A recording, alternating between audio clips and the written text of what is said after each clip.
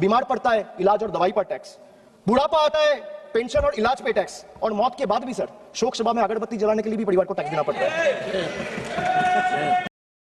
है। Honourable member Abhishek Banerjee ने 2 बार एक विषय जिक्र किया, मुझे बहुत दुख लगा। हम सबको दुख लगेगा। आदमी मरने के बाद भी जीएसटी है, अगरबत्ती चलाना हो तो भी जीएसटी है। ये बयान उनसे मैंने सुना और मुझे बहुत दुख लगा। जीएसटी फ्यूनरल सर्विसेज के ऊपर कभी नहीं था, जीरो। ये कटबनी का बात कर रहे हैं, बंगाल में लेते हैं। সাংসদ অভিষেক বন্দ্যোপাধ্যায় এবং রাজ্যের মুখ্যমন্ত্রী মমতা বন্দ্যোপাধ্যায়ের শিক্ষাগত যোগ্যতা নিয়ে বারবার বিতর্ক সৃষ্টি হয়েছে পশ্চিমবঙ্গ ছাড়িয়ে দেশের রাজনীতিতে। অভিষেক বন্দ্যোপাধ্যায় আদৌ এমবিএ করেছিলেন কিনা, ইস্ট জর্জিয়া ইউনিভার্সিটি থেকে মমতা বন্দ্যোপাধ্যায় পিএইচডি করেছিলেন কিনা, এই ধরনের বিতর্কিত প্রচুর আলোচনার কেন্দ্রবিন্দুতে চর্চাতে বারবার ক্রমশই উঠে আসে। সেই অভিষেক বন্দ্যোপাধ্যায়ের পড়াশোনা নিয়ে কার্যত প্রশ্ন উঠে গেল লোকসভার অন্দরে। কেন? পড়াশোনা বলতে কিন্তু এখানে সেই পড়াশোনা নয়, তথাকথিত প্রথাগত পড়াশোনা নয়। অভিষেক বন্দ্যোপাধ্যায় কতটা অবহিত, রাজ্যের মানুষের অভিযোগ অভাবগুলো তুলে ধরতে গিয়ে যা যা তথ্যগুলো দিলেন, সেই তথ্যগুলো নিশ্চিতভাবে আপনাদের যখন আমি শোনাবো, শুনলে আপনারাও, সে আপনি তৃণমূল বিরোধী হলেও আপনারা অভিষেক বন্দ্যোপাধ্যায়ের এই বক্তব্যকে হয়তো সমর্থন করেও ফেলতে পারেন। কিন্তু এর পেছনে একটা মারাত্মক অর্থনীতির অবক্ষয় লুকিয়ে রয়েছে, যেটা পশ্চিমবাংলায় মডেল হয়ে দাঁড়িয়েছে। আর সেই অভিষেক বন্দ্যোপাধ্যায়ের পড়াশোনা নিয়ে কার্যত তুলোধনা করলেন অর্থমন্ত্রী নির্মলা সীতারামন। তিনি বললেন যা যা তথ্য অভিষেক বন্দ্যোপাধ্যায় দিলেন সেই তথ্যগুলো একেবারেই অসত্য তথ্য। আর পশ্চিমবঙ্গবাসী হিসাবে রাজ্যের সেকেন্ড ইন কমান্ডের যদি তথ্যগুলোকে নাল অ্যান্ড ভয়েড করে দেয় দেশের অর্থমন্ত্রী, তাহলে নিশ্চিতভাবে গায়ে লাগে বটে, কিন্তু করার কিছু নেই। তৃণমূল কংগ্রেস মানেই কি জুমলা? আজকে আমি আপনাদের সামনে দেখাবো। নমস্কার, welcome to simple as ABC. আপনাদের সকলকে স্বাগত জানিয়ে শুরু করছি অত্যন্ত গুরুত্বপূর্ণ একটি পর্ব। দেখুন, এটা তো খুবই স্বাভাবিক ব্যাপার। কে না চায় যে আমাদের কোনো ট্যাক্স থাকবে না, যা ইনকাম করেন সেই ইনকামটাই আপনি হাতে পেয়ে যাবেন। কোনো রোড ট্যাক্স আপনাকে দিতে হবে না গাড়ি চালাতে গেলে, কিংবা দোকানে গেলে আপনাকে 1 টাকাও জিএসটি দিতে হবে না। বলুন তো কে না চায়? কিন্তু আইডিয়ালি আপনারা প্রত্যেকেই বলবেন, আপনারা এমনিতেই কমেন্ট করেন যে প্রলয়বাবু এই ট্যাক্সগুলো যদি না নেওয়া হয় কিংবা মূল্য বৃদ্ধি যদি সময়ের সঙ্গে সঙ্গে করা না হয়, তাহলে দেশের অর্থনীতি তো ডুবে যাবে।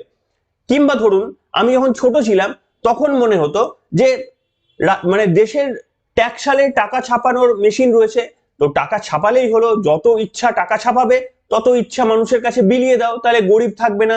কেন করছে না? এটা ছোটবেলায় মনে হতো। তার উত্তর বড় হয়ে জানতে পেরেছি। কিন্তু রাজনৈতিক নেতৃত্বরা, বিশেষ করে তৃণমূল কংগ্রেসের মতো রাজনৈতিক নেতৃত্বরা, তারা মানুষকে এই প্রলোভনে পা দেওয়া করাচ্ছে এবং এই প্রলোভনে মানুষের মন পেতে শাসকের বিরুদ্ধে এই কেন ট্যাক্স নেওয়া হচ্ছে তা নিয়ে প্রশ্ন তুলছে এবং প্রশ্ন তুলতে গিয়েও ভুল প্রশ্ন করছেন। আমি প্রথমে অভিষেক বন্দ্যোপাধ্যায়ের কিছু তোলা প্রশ্নগুলো শোনাবো। অভিষেক বন্দ্যোপাধ্যায় বলছেন যে একটা বাচ্চা যখন জন্মগ্রহণ করে সে যে দুধ খায় সেই দুধের ওপর ট্যাক্স, এরপরে সে যখন বড় হয়ে পড়াশোনা করে সে পড়াশোনার জন্য তার খাতা, বই, পেন, পেন্সিল, শার্পনারের ওপর ট্যাক্স, এরপর সে যখন ইনকাম করে ইনকামের ওপর ট্যাক্স, সে যখন খরচ করে মানে কোনো জমায় সেভিংস করে সেভিংসের ওপর ট্যাক্স, এরপরে যখন সে মারা যায় সে তাকে ধূপ দেখানোর জন্য তাকে ট্যাক্স দিতে হয়। এটার তুলোধনা করলেন আমাদের কেন্দ্রীয় অর্থমন্ত্রী নির্মলা সীতারামন। কেন তুলোধনা করলেন সেটা জানতে হবে। তার কারণ এদের এই অভিষেক বন্দ্যোপাধ্যায়কে 7 লাখ ভোটে আপনারাই জিতিয়ে সংসদে পাঠিয়েছেন। তাহলে কি মিথ্যে তথ্য দেওয়ার জন্য? আগে শোনাবো অভিষেক বন্দ্যোপাধ্যায়ের বক্তব্য, তারপরে নির্মলা সীতারামনের। শুনুন। टैक्स कमाई के पीछे नहीं, जिंदगी के पीछे है, चलता है sir. I will give you a small example. A baby is born, his milk and diapers are taxed. He grows, his education is taxed. He studies, his books, pencil and mobile data are taxed. He starts earning, his income is taxed. He saves for future, his savings are taxed. He spends to survive, his survival is taxed. He goes to work, his fuel is taxed. He falls sick, his illness is taxed. He grows old, pension and healthcare are also taxed. And honorable speaker, even after his death the family still pays tax.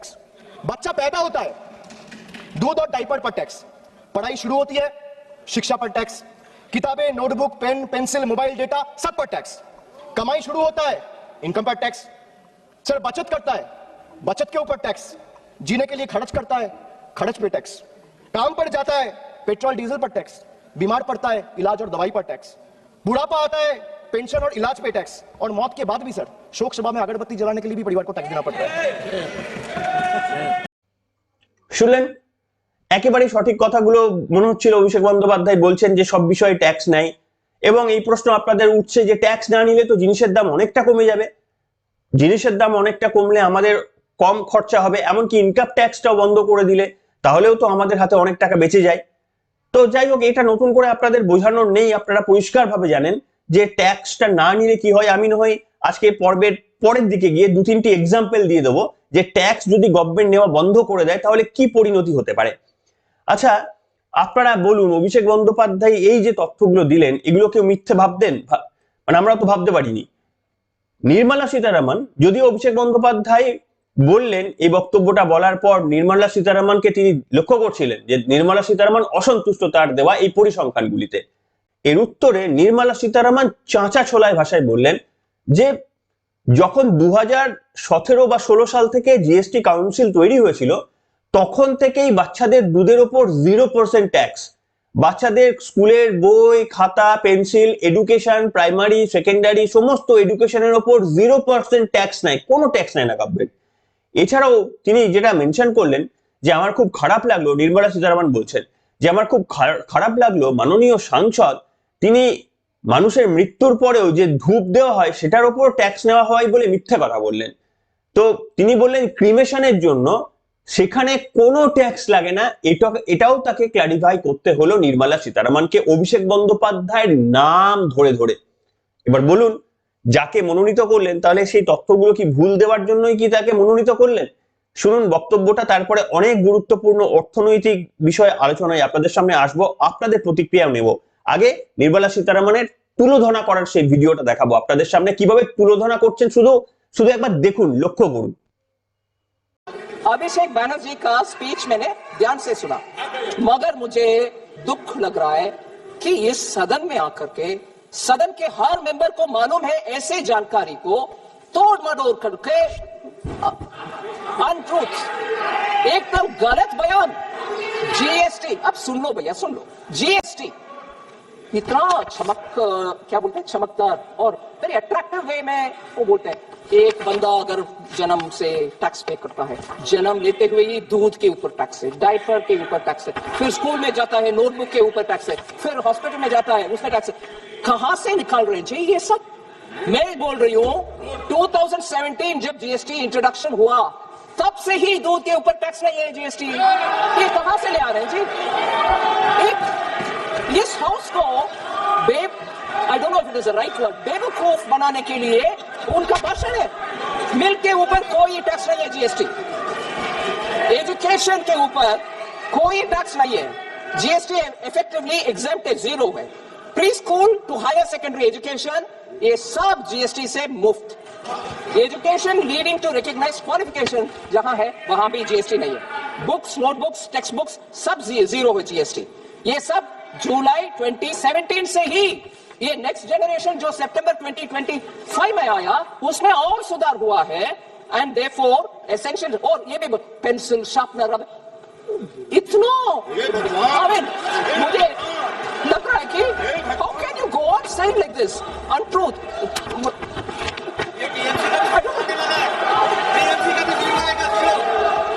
और pencil, sharpener मैं स्पष्ट करने के लिए बोल रही हूं madam आपको, आप आराम से सुनिए ना, आप सुनिए madam, pencil, sharpener, eraser, exercise book, notebooks, maps सब 0 है।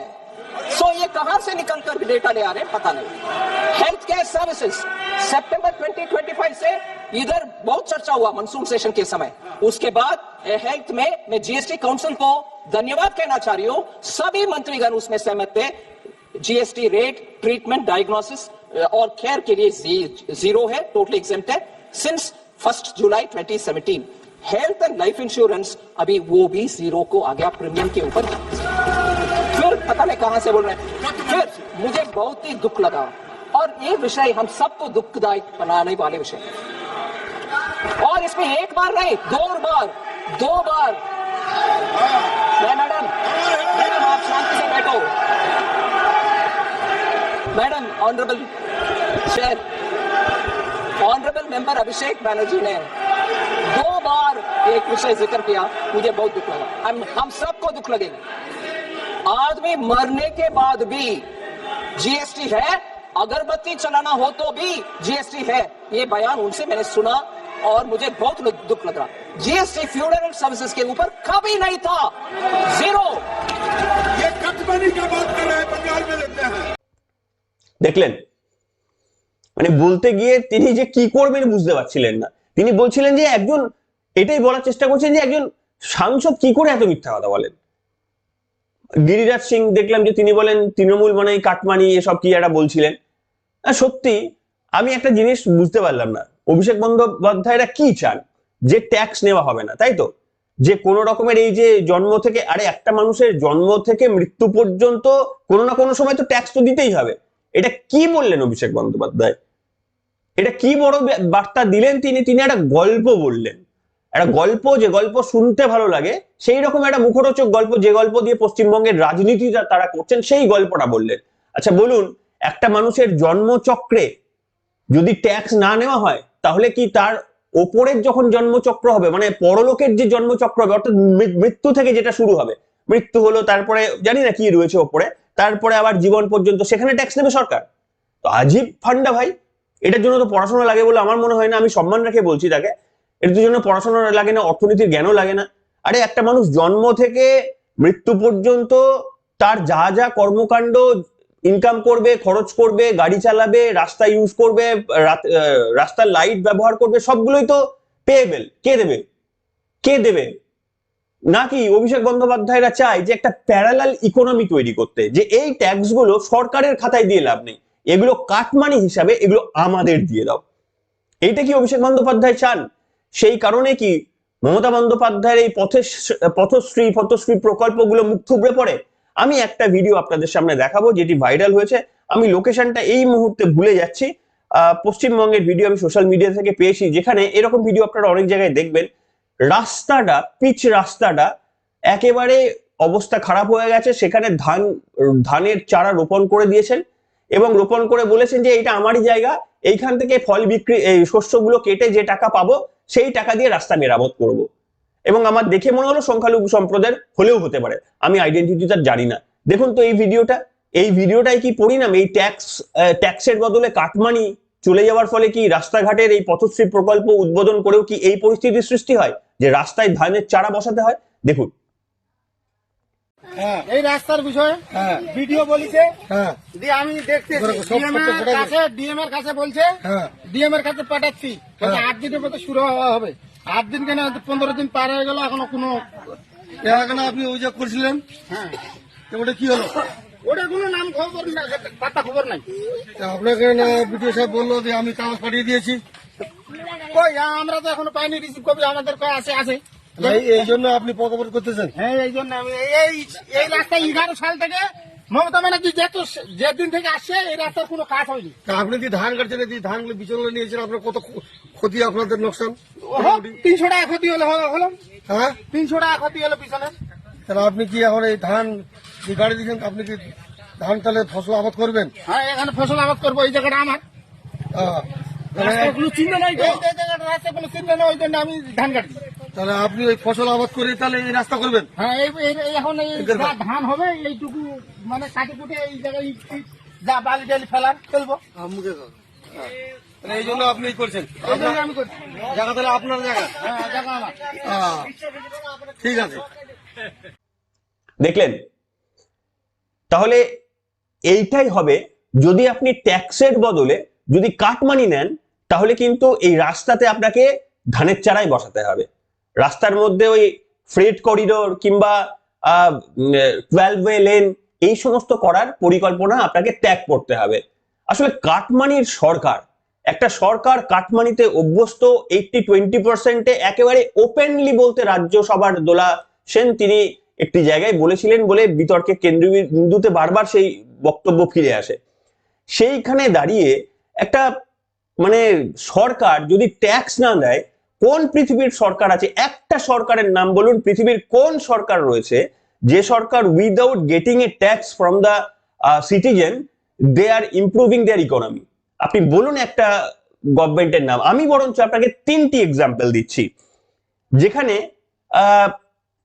কোন জায়গায় কোন এই খেলা মেলার মতো যেভাবে টাকা দান করে দেওয়া হচ্ছে, এই হচ্ছে না যে 1500 টাকা মাধ্যমিক পাস করলে 1500, লক্ষ্মীর ভান্ডারে আরো 1500, এরপরে বিধবা ভাতা থেকে শুরু করে আরো এইগুলো দিয়ে ভোট কেনা যাচ্ছে, কিন্তু এই টাকার পরিবর্তে কোনো শ্রম উৎপন্ন হচ্ছে না, যে শ্রম দিয়ে কোনো ইকোনমিক প্রোডাকশন আসতে পারে এইরকম কোনো শ্রম উৎপন্ন হচ্ছে না, অথচ লক্ষ কোটি হাজার কোটি টাকা আমাদের মানে ট্যাক্সাল থেকে চলে যাচ্ছে। এরকম ঘটনা ঘটেছিল গ্রিসের কর্মচারীদের একটা মানে ওদের সরকার টিকে থাকার জন্য সম্ভবত সালটা 2008-এর দিকে কর্মচারীদের বিরাট বেতন বাড়িয়ে দেয় সরকার টিকে থাকার জন্য। এরপরে তাদের বিভিন্ন রকমের পেনশনের প্রকল্প, আর্লি রিটায়ারমেন্টের সুযোগ এইরকম ভরিয়ে দেয়, টাকায় ভরিয়ে দেয় গ্রিস। তারপরে মাত্র 2টি বছর যাওয়ার পর একেবারে প্রবল অর্থনৈতিক দেউলিয়া নেমে আসে গ্রিসের বুকে এবং দেউলিয়া ঘোষণা করতে হয় রাষ্ট্রটিকে। দ্বিতীয় এক্সাম্পল ভেনিজুয়েলা। আপনারা জানেন যে ভেনিজুয়েলাতে সেখানকার প্রেসিডেন্টকে নিয়ে ডোনাল্ড ট্রাম্প চলে এসেছেন, তেলের নিয়ে একটা চলছে। সেই ভেনিজুয়েলা লাতিন আমেরিকার এক সময়ের সব থেকে বড় লোক একটা দেশ। সেই ভেনিজুয়েলাতেও একসময় সেখানে বিভিন্ন প্রকল্প চালু হয়েছিল, যে ফ্রিতে খাবার দেওয়া কিংবা একেবারে ন্যূনতম ওই 5 টাকায় ডিম ভাতের মতো সবকিছুই ফ্রিতে গভর্নমেন্ট করে দিয়েছিল। এবং করেছিল যে আবাসন প্রকল্প সব ফ্রি, যেখানে থাকবেন ফ্ল্যাট থাকবেন সব ফ্রি, সবার জন্য কোনো বাজ বিচার নেই। এই যেমন লক্ষ্মী ভান্ডারে কোনো বাজ বিচার নেই যে গরিবদের তুলে আনা লক্ষ্য, এরকম ব্যাপার না, সবার জন্য সব ফ্রি। এই করেও ভেনিজুয়েলার কিন্তু ধ্বংস হয়ে গেছিল। এদেরও জ্বালানি এবং বিদ্যুতে ভর্তুকি দেওয়া হয়েছিল, মানে ঢালাও সরকার টিকে থাকার জন্য ঢালাও প্রকল্প দিয়েছিল। এদেরও কিন্তু একেবারে অবস্থা খারাপ হয়ে অর্থনৈতিক বিপর্যয় সৃষ্টি হয়েছিল। 3 নম্বর, এই 3টে সব থেকে বড় ঘটনা বিশ্বের মধ্যে ঘটেছিল বলে বলছি। 3 নম্বর জিম্বাবুয়েও এই একই ধরনের ঘটনা করার পর ওদের অর্থনীতি প্রচুর পরিমাণে ওরা টাকা ছাপিয়েছিল। ওরা ভেবেছিল যে আমরা বেশি পরিমাণে টাকা ছাপাবো, এটাকে বলে হাইপার ইনফ্লেশন। অর্থাৎ আপনি যতটা প্রয়োজন তার থেকে বেশি পরিমাণে, আপনার যতটা অ্যাসেট রয়েছে তার থেকে বেশি পরিমাণ টাকা ছাপিয়ে সবার হাতে দিয়ে দিয়েছেন। তখন মানুষের হাতে টাকাই টাকা। তখন একটা গরিব লোককেও কেউ ভিক্ষা দিতে গেলে, ফর এক্সাম্পল আমাদের ধরুন 500 টাকার নিচে কেউ ভিক্ষা দেয় না, এরকম পরিস্থিতি, কারণ মানুষের হাতে এত টাকা দিয়ে দিয়েছে।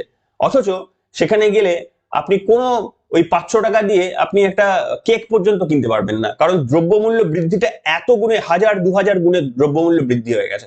মানুষের কাছে টাকা আছে তো কি রয়েছে, সবার কাছে টাকা অ্যাভেলেবেল হয়ে গেছে, জিনিসের দামও ওইভাবে বেড়ে গেছে। একটা মিষ্টি কিনতে যাবেন সেখানে 2000 টাকা একটা ছোট্ট রসগোল্লার দাম হয়ে গেছে।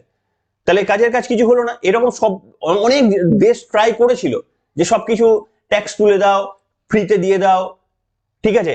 হ্যাঁ, আমাদের সরকার যেটা করছে সেটা আরো বাজে। কাটমানির এটা তো আরো ভয়ঙ্কর, যে প্যারালাল একটা যে টাকা নেওয়া হচ্ছে, মানুষের কাছ থেকে টাকা যাচ্ছে। আপনাকে বাড়ি করতে গেলে আপনাকে সিন্ডিকেটের কাছে টাকা রাখতে হচ্ছে, বা বিভিন্ন যে ভিডিওগুলো আসে, অভিযোগের ভিডিওগুলো, প্রমাণ তো আমাদের কাছে নেই, প্রমাণ দিতে পারবো না, কিন্তু এই যে জয়ন্ত সিং এর মতো বিভিন্ন জায়গায় যে প্রমাণগুলো, মানে ক্লাবগুলো গড়ে উঠেছে, তাদের অত্যাচার, সিন্ডিকেটের ব্যবসা, এই যে কাটমানির রমরমা, এখানে তো মূল স্রোতে দেশের রাজ্যের অর্থনীতিতে টাকাগুলো আসছে না। সেই অর্থনীতিতে টাকাগুলো না আসার ফলে কি হচ্ছে, প্রকল্পগুলো সঠিকভাবে করা যাচ্ছে না। মমতা বন্দ্যোপাধ্যায় ডিএ দিতে পারছেন না, রাজ্য সরকারি কর্মচারীদের ডিএ চাইলে বলছেন যে ভেউ ভেউ করো না, ভৌ ভৌ করো না, এই ধরনের শব্দবন্ধ বলতে হচ্ছে। সুপ্রিম কোর্টে বারবার নির্দেশ দেওয়া সত্ত্বেও 25% ডিএ দিচ্ছেন না, এবারেও তিনি দেবেন কিনা সন্দেহ রয়েছে।